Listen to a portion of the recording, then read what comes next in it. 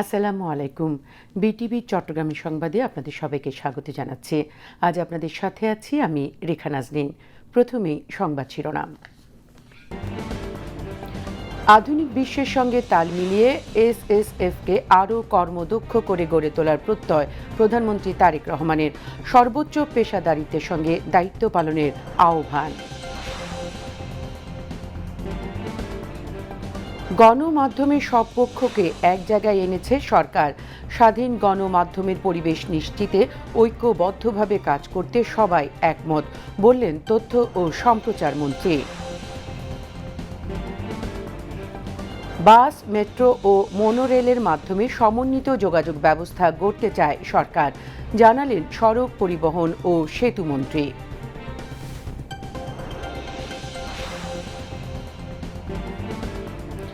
বাংলাদেশ সেনাবাহিনীতে 18 নারী সহ 184 জন অফিসার ক্যাডেট কমিশন লাভ। সেনাবাহিনীকে আধুনিক সমরাস্ত্রে সজ্জিত পেশাদার বাহিনী হিসেবে গড়ে তোলার প্রত্যয় সেনা প্রধানের। যুদ্ধ বন্ধ ও পরবর্তী আলোচনার পথ সুগম করতে সমঝোতা স্মারকে স্বাক্ষর মার্কিন প্রেসিডেন্ট ডোনাল্ড ট্রাম্প ও ইরানের প্রেসিডেন্ট মাসুদ পেজেশকিয়ানের।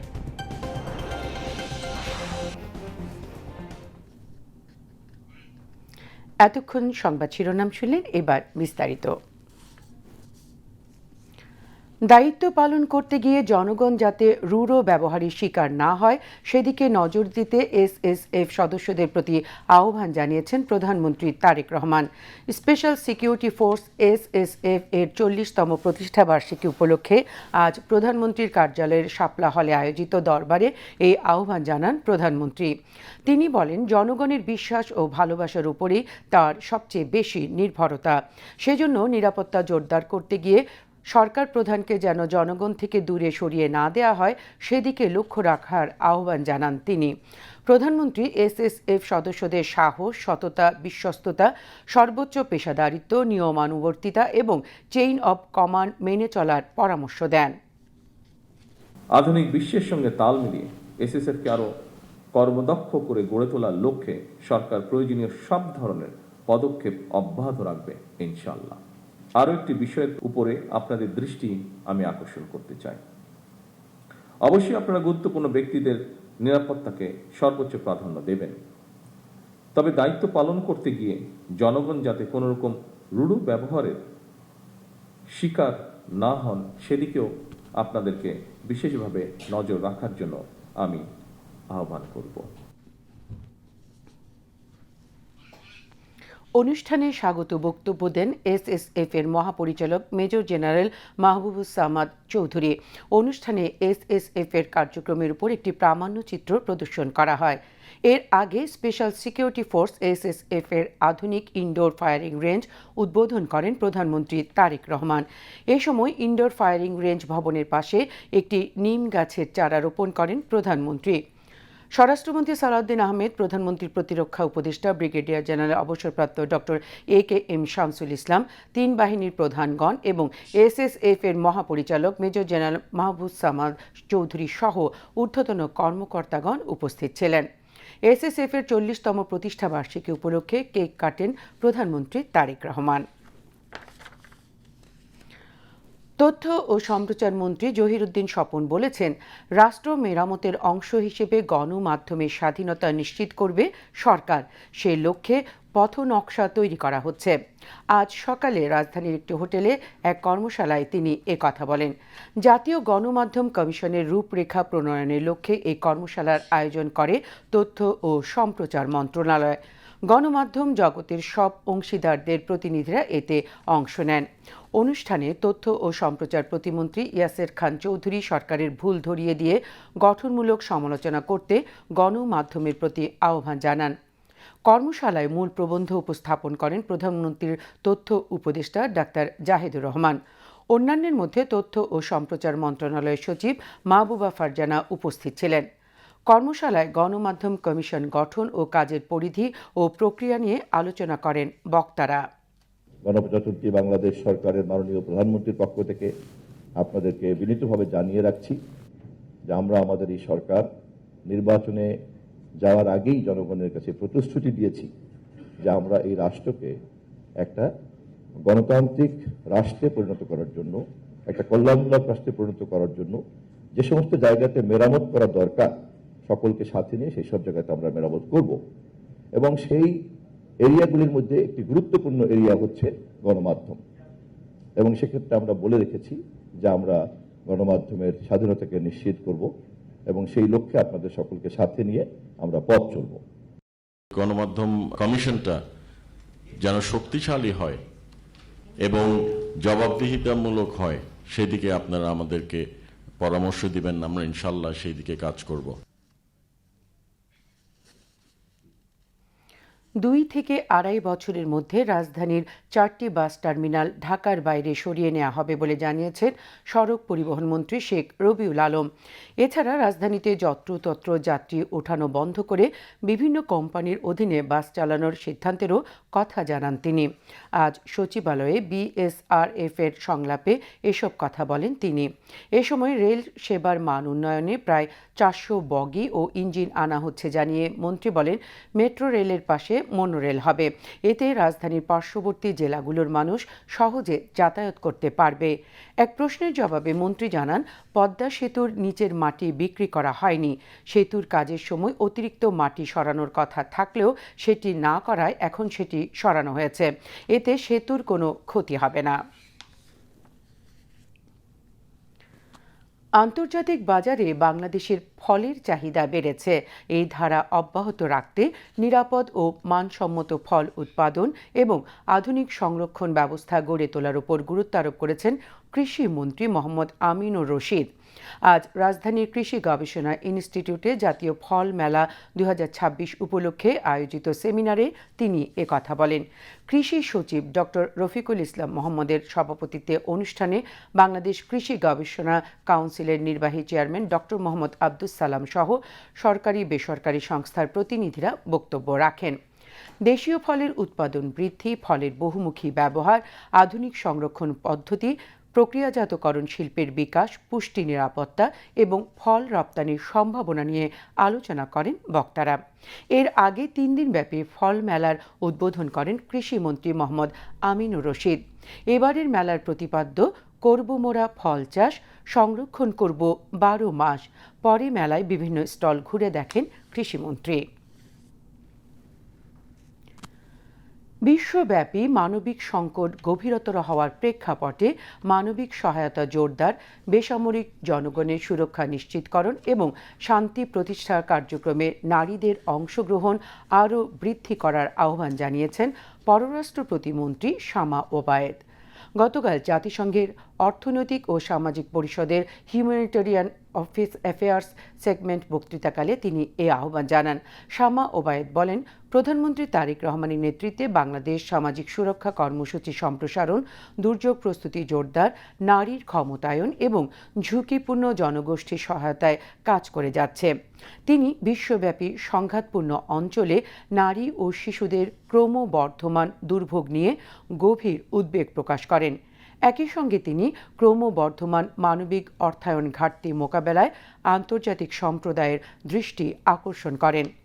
পররাষ্ট্র প্রতিমন্ত্রী রোহিঙ্গা সংকটের টেকসই সমাধানে আন্তর্জাতিক সহযোগিতা অব্যাহত রাখার গুরুত্ব আরোপ করে তাদের নিজ দেশ মিয়ানমারে দ্রুত প্রত্যাবর্তনের আহ্বান জানান।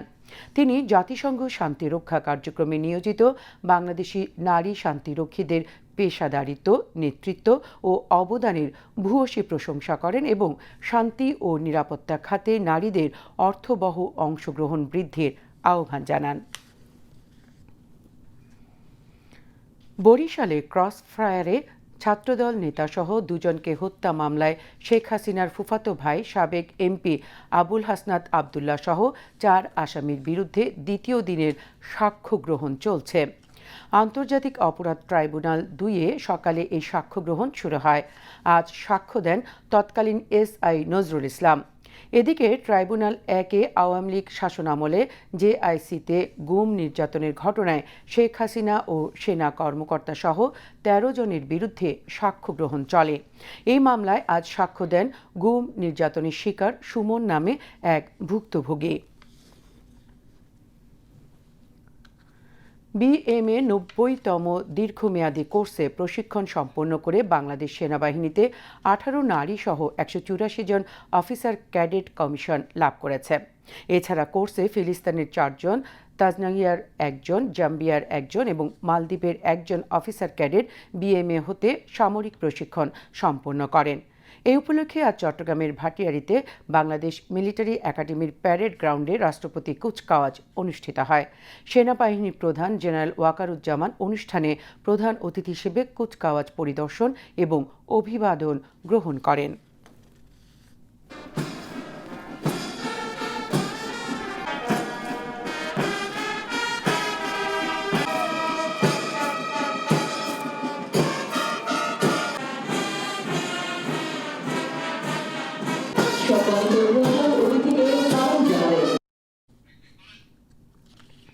পরে তিনি কৃতী ক্যাডেটদের মাঝে পুরস্কার বিতরণ করেন। Battalion senior under officer Khairul Islam সেরা চৌকস ক্যাডেট হিসেবে সোর্ড অব অনারে এবং সামরিক বিষয়ে শ্রেষ্ঠত্বের জন্য সেনাবাহিনী প্রধান স্বর্ণপদক লাভ করেন। অনুষ্ঠানে সেনাবাহিনী প্রধান বাংলাদেশ সেনাবাহিনীকে একটি প্রশিক্ষিত, সুশৃঙ্খল এবং আধুনিক সমরাস্ত্রে সজ্জিত পেশাদার বাহিনী হিসেবে গড়ে তোলার প্রত্যয় ব্যক্ত করেন।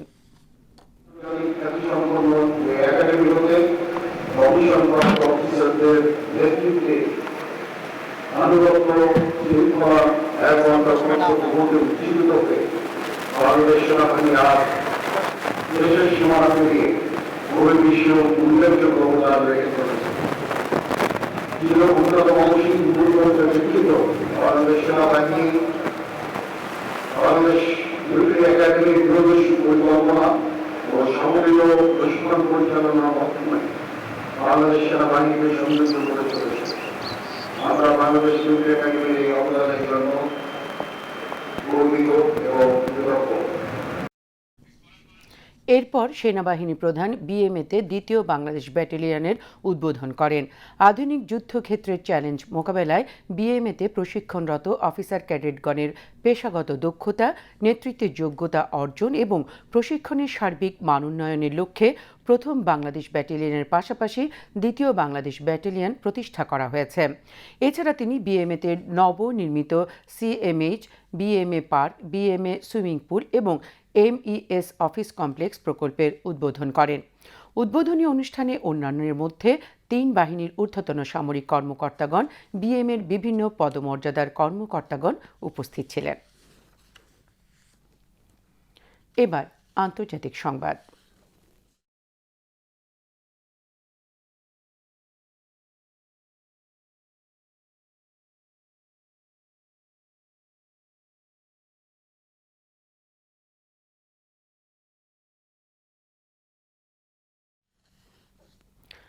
দীর্ঘদিনের বৈরিতা ও সাম্প্রতিক সংঘাতের পর কূটনৈতিক সমাধানের পথে এগিয়েছে Washington O Tehran.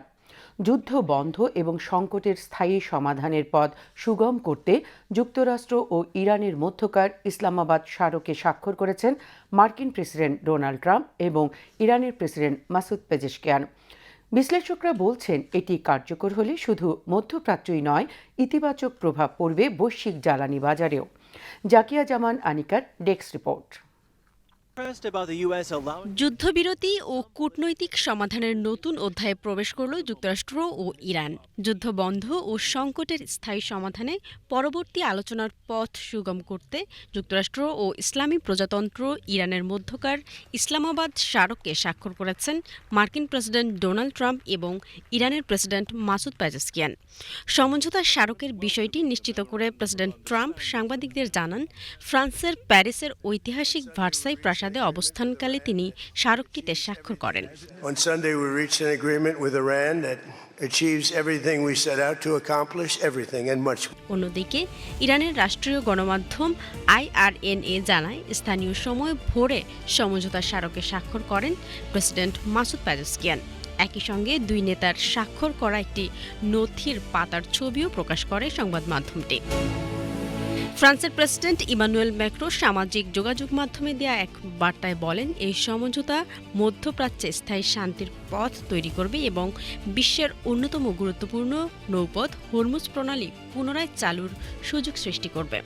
Et en effet, ce soir, et c'est une très bonne nouvelle, a pu être signé officiellement par le président ici même, à Versailles, cet accord entre l'Iran et les États-Unis d'Amérique. Je pense que c'est un accord qui permet de mettre fin au conflit, qui permet la paix, la réouverture donc, du détroit d'Ormuz, sans péage. চুক্তি বাস্তবায়নে মধ্যস্থতাকারীর ভূমিকায় থাকা পাকিস্তানের প্রধানমন্ত্রী শেহবাজ শরীফ বলেন, সমঝোতার স্মারকটি তাৎক্ষণিকভাবে কার্যকর হবে। এর আওতায় ইরান দ্রুত হরমুজ প্রণালী জাহাজ চলাচলের জন্য উন্মুক্ত করবে এবং যুক্তরাষ্ট্র তাদের নৌ অবরোধ প্রত্যাহার করবে। जंग को रुकवाने के लिए, जंग बंदी के लिए मैं बिला खौफ तरदीद आपको कहना चाहता हूं। এদিকে আন্তর্জাতিক বিশ্লেষকরা বলছেন, এই সমঝোতা শুধু দুই দেশের মধ্যে উত্তেজনা কমানোর জন্যই নয়, বৈশ্বিক জ্বালানি বাজারে স্থিতিশীলতার জন্য গুরুত্বপূর্ণ। কারণ বিশ্বের উল্লেখযোগ্য পরিমাণ তেল ও গ্যাস পরিবহন হয় হরমুজ প্রণালী দিয়ে। তবে তারা সতর্ক করে বলছেন, যুদ্ধবিরতির ঘোষণা ও রাজনৈতিক সমঝোতার পরও স্থায়ী শান্তি নির্ভর করবে চুক্তির বাস্তবায়ন, পারমাণবিক ইস্যুতে অগ্রগতি এবং আঞ্চলিক শক্তিগুলোর অবস্থানের উপর। জাকিয়া জামান আনিকা, বিটিভি নিউজ। ইরান ও যুক্তরাষ্ট্রের মধ্যে একটি অন্তর্বর্তীকালীন চুক্তি স্বাক্ষরের পর আন্তর্জাতিক বাজারে অপরিশোধিত জ্বালানি তেলের দাম কমেছে। আজ ব্রেন্ট ক্রুডের দাম ব্যারেল প্রতি 89 সেন্ট বা 1.12% কমে দাঁড়িয়েছে $78.66।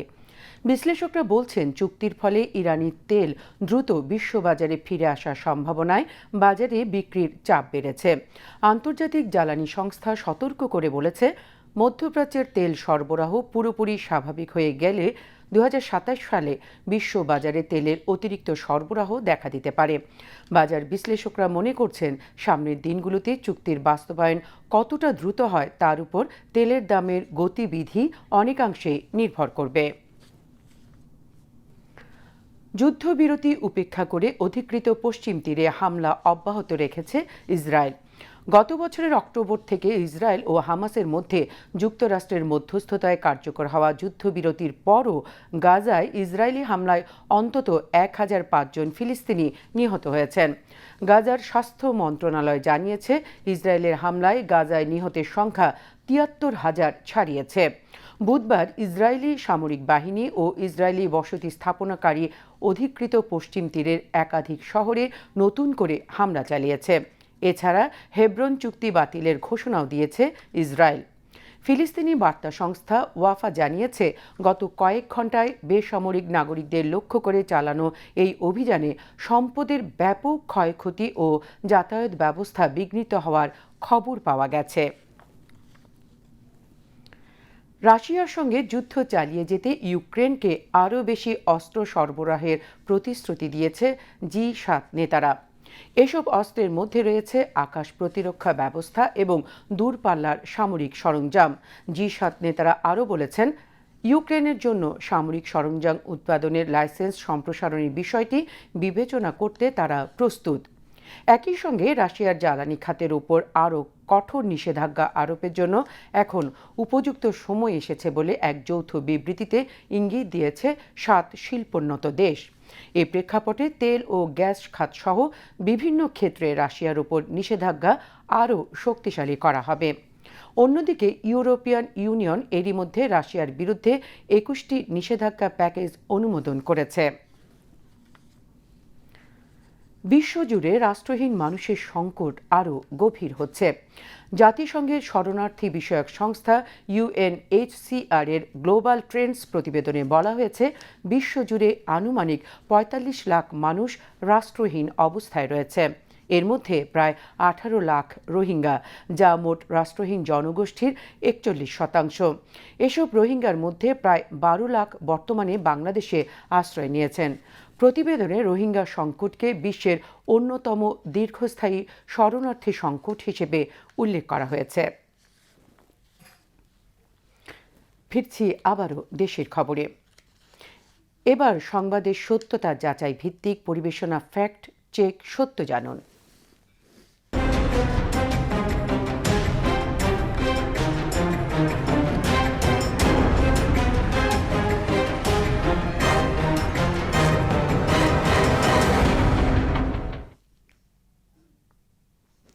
সম্প্রতি সামাজিক যোগাযোগ মাধ্যমে আফগানিস্তানের একটি ভিডিওকে ছড়িয়ে দাবি করা হচ্ছে বিএনপির কাঁধে ভর করে দেশে চলছে জঙ্গি প্রশিক্ষণ।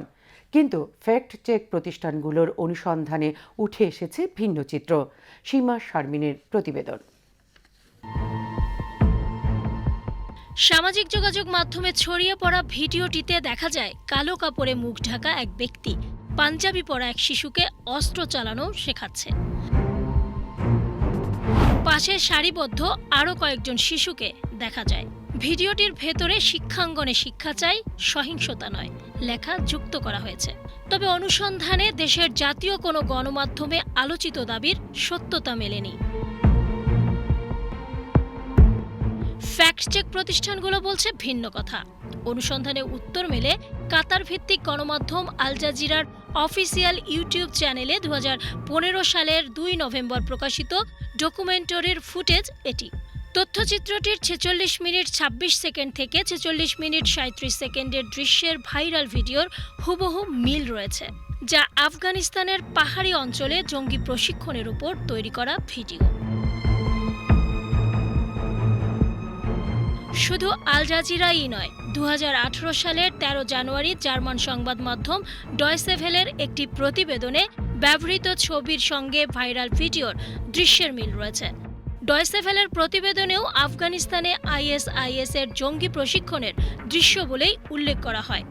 অর্থাৎ ফ্যাক্ট চেক প্রতিষ্ঠানগুলোর অনুসন্ধানে প্রমাণিত হয় ভিডিওটি মূলত বাংলাদেশের কোনো রাজনৈতিক দল বা শিক্ষা প্রতিষ্ঠানের নয়, বরং দেশের মানুষকে বিভ্রান্ত করতে, রাজনৈতিক অস্থিরতা বাড়াতে আফগানিস্তানের প্রায় 1 দশক আগে আইএসআইএস কর্তৃক শিশুদের অস্ত্র প্রশিক্ষণের ভিডিওকে রাজনীতির প্রেক্ষাপটে ছড়ানো হয়েছে। সীমা শারমিন, বিটিভি নিউজ। চট্টগ্রাম নগরীর জলাবদ্ধতা নিরসন এবং পানি নিষ্কাশন ব্যবস্থা সচল রাখতে 5টি খাল খনন শুরু হয়েছে। সকালে নগরীর চাঁদগাঁও, পশ্চিম ষোলশহর, পাঁচলাইশ ও ষোলকবহর ওয়ার্ডে এসব খালের খনন উদ্বোধন করেন city mayor doctor Shahadat Hossain. উদ্বোধনকালে mayor বলেন, চট্টগ্রামকে জলাবদ্ধতার অভিশাপ থেকে মুক্ত করতে খাল, নালা ও ড্রেনগুলোকে সচল করার জন্য ব্যাপক কর্মসূচি বাস্তবায়ন করা হচ্ছে। এ সময় প্রধান পরিচ্ছন্ন কর্মকর্তা ক্যাপ্টেন ইখতিয়ার উদ্দিন আহমেদ চৌধুরী, উপপ্রধান পরিচ্ছন্ন কর্মকর্তা প্রণব কুমার শর্মা উপস্থিত ছিলেন। শেয়ার বাজারে খবর।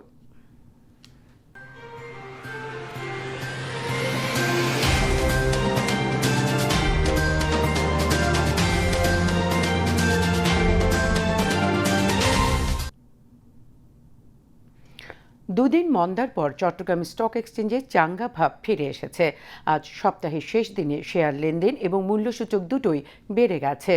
দিন শেষে সার্বিক সূচক দাঁড়িয়েছে 15,354.06, যা গতকালের চেয়ে শতকরা 0.68 বেশি।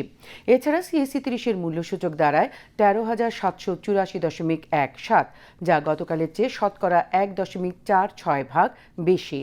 আজ 243টি কোম্পানির 1,91,62,62,627 শেয়ার লেনদেন হয়, যার মূল্য 84,39,88,000 টাকারও বেশি। এর মধ্যে 108টি কোম্পানির শেয়ার দাম বেড়েছে, 106টি কোম্পানির কমেছে এবং 29টির দাম অপরিবর্তিত রয়েছে। এবার আন্তর্জাতিক মুদ্রাবাজারে খবর।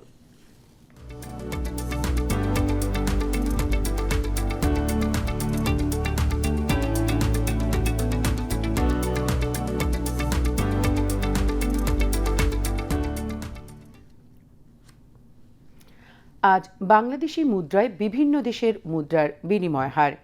ইউএস ডলার 122 টাকা 75 পয়সা, সিঙ্গাপুর ডলার 95 টাকা 28 পয়সা, অস্ট্রেলিয়ান ডলার 86 টাকা 12 পয়সা, কানাডিয়ান ডলার 87 টাকা 05 পয়সা, হংকং ডলার 15 টাকা 48 পয়সা, ইউরো 141 টাকা 19 পয়সা, ব্রিটিশ পাউন্ড 163 টাকা 20 পয়সা, সৌদি রিয়াল 32 টাকা 32 পয়সা, কাতার রিয়াল 33 টাকা 27 পয়সা, ইউএই দিরহাম 33 টাকা 03 পয়সা, কুয়েতি দিনার 395 টাকা 18 পয়সা, মালয়েশিয়ান রিঙ্গিত 29 টাকা 63 পয়সা, থাই বাত 3 টাকা 71 পয়সা, ভারতীয় রুপি 1 টাকা 29 পয়সা, চীনা ইউয়ান 18 টাকা 11 পয়সা।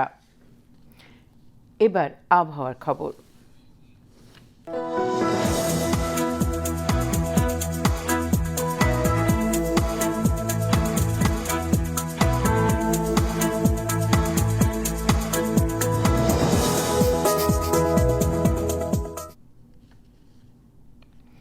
পতেঙ্গা আবহাওয়া অফিস জানিয়েছে, আগামীকাল সন্ধ্যা 6টা পর্যন্ত চট্টগ্রাম এবং পার্শ্ববর্তী এলাকায় আকাশ আংশিক মেঘলা অথবা সাময়িকভাবে মেঘাচ্ছন্ন থাকতে পারে। সেই সাথে অস্থায়ীভাবে অনেক জায়গায় দমকা বা ঝোড়ো হাওয়া সহ হালকা থেকে মাঝারি ধরনের বৃষ্টি অথবা বজ্রসহ বৃষ্টিপাত এবং কোথাও কোথাও মাঝারি ধরনের ভারী থেকে ভারী বর্ষণের সম্ভাবনা রয়েছে। দিন ও রাতের তাপমাত্রা সামান্য হ্রাস পেতে পারে। পরবর্তী 24 ঘন্টায় আবহাওয়া সামান্য পরিবর্তনের সম্ভাবনা রয়েছে। নগরীতে আজ সর্বোচ্চ তাপমাত্রা ছিল 32 ডিগ্রি সেলসিয়াস, যা স্বাভাবিকের চেয়ে 0.5 ডিগ্রি বেশি, এবং সর্বনিম্ন তাপমাত্রা ছিল 26.5 ডিগ্রি সেলসিয়াস, যা স্বাভাবিকের চেয়ে 1.3 ডিগ্রি বেশি। আগামীকাল চট্টগ্রামে সূর্যোদয় 5টা 9 মিনিটে এবং সূর্যাস্ত 6টা 39 মিনিটে। এবার জানিয়ে দিচ্ছি কর্ণফুলী নদীতে আগামীকালের জোয়ার ভাটার সময়সূচি। ভাটা শুরু হবে রাত 3টা 40 মিনিটে, জোয়ার শুরু হবে সকাল 10টা 10 মিনিটে, পরবর্তী ভাটা শুরু হবে বিকেল 3টা